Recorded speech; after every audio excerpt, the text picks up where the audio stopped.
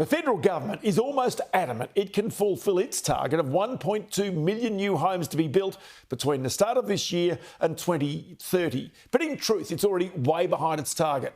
But the government is artificially stimulating demand by encouraging new home buyers to get into the market with just a 5% deposit.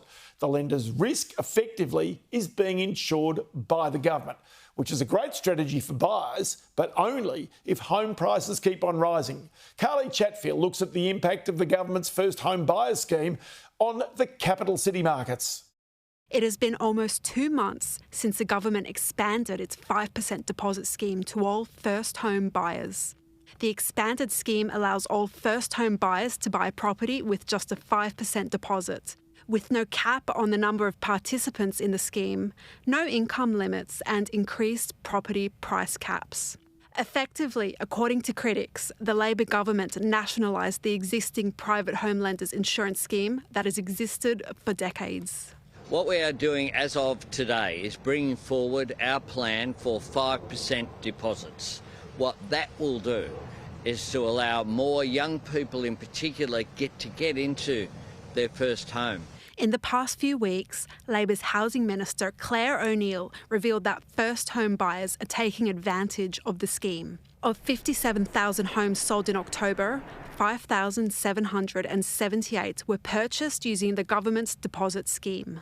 Our program is now helping 1 in 10 get into a home of their own, and that's exactly what we hoped would happen. Con Stathopoulos, principal and owner of McGrath West, Northwest and Hawkesbury, has seen a jump in first home buyer interest since the scheme started in October. We've definitely seen an increase with first home buyers purchasing units in particular.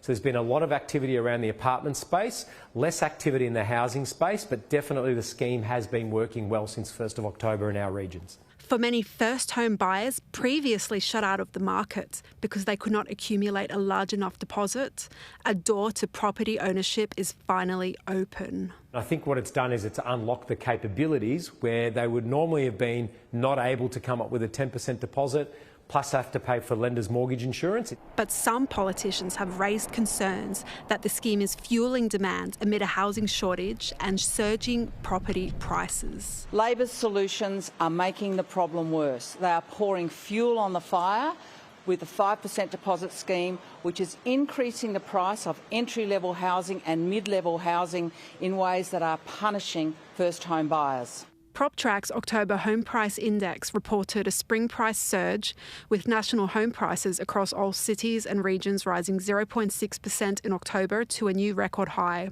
with the increase being attributed to this year's series of rate cuts, population inflows and the expanded 5% home deposit scheme. Soaring property prices are forcing some first home buyers to team up with siblings to get a foot on the property ladder.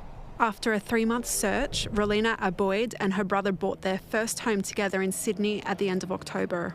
Pooling resources helped them to break into the property market. Me and my brother teamed up together to buy a home because obviously either one of our incomes alone wasn't going to be enough to service the loan. So obviously it would be a good idea if we both teamed up and bought something together rather than continue renting. Even though they considered themselves savvy savers, ever-increasing home prices meant buying together was their only option. We both have, pretty good jobs, and we've always kept aside a certain amount of money per month to just go to whatever savings that we wanted to save up for. REA Group senior economist Angus says that although the scheme is still in its early days, it should have a moderate impact on the demand for properties in affordable parts of the market, where first home buyers are typically active. We wouldn't expect this to translate immediately into home prices. It takes a little while for people to apply for the scheme, get finance, find a home, and for then that activity to start showing up in home prices. These changes will clearly bring some first-time buyer demand forward and allow some first-time buyers to buy a bit sooner.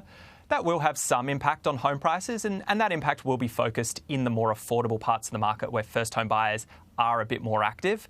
There are also concerns that the government is failing to take action where it really matters, such as tightening lending rules for property investors, leaving first-home buyers at a disadvantage and struggling to get their foot on the property ladder. The housing crisis is in every country town and every city in this nation. And every Saturday morning, we see first home buyers standing alongside investors being outbid.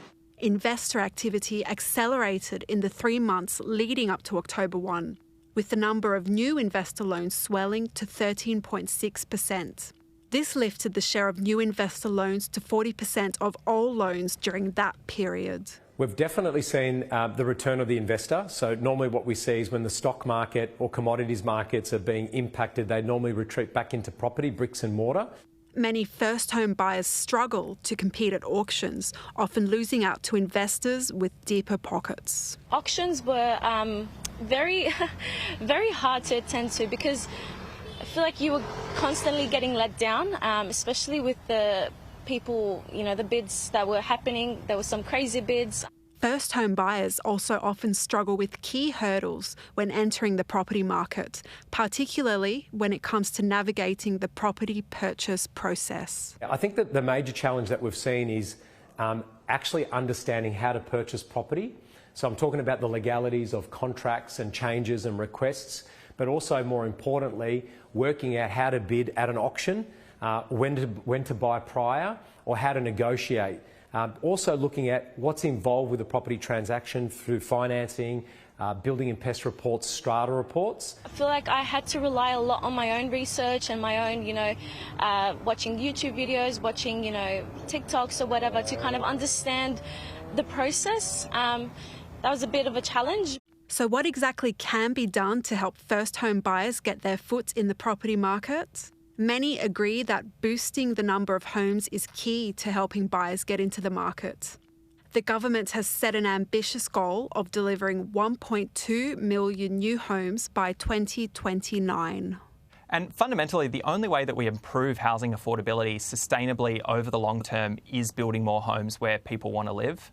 However, disappointing building approvals figures tell a different story, with the number of homes being approved each month consistently behind that goal.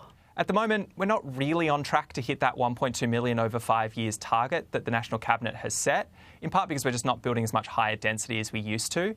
There are some good changes from state governments to try and encourage that, but we're yet to see that really translating into completions on the ground. Government policy could also remove hurdles by reforming and simplifying the property purchase process and help first home buyers secure their first home. I think if you're a first home buyer, it's really aligning yourself with someone, whether they're a real estate agent, property conveyancer, solicitor, mortgage broker, anyone that's related in that space, to be able to actually educate on what and how to buy property. Definitely education and simplifying it for people, that would be good. Early data suggests the scheme has had a moderate impact on property prices. The government now faces the challenge of supporting first home buyers without adding further pressure to the property market so they can purchase homes just like the ones behind me.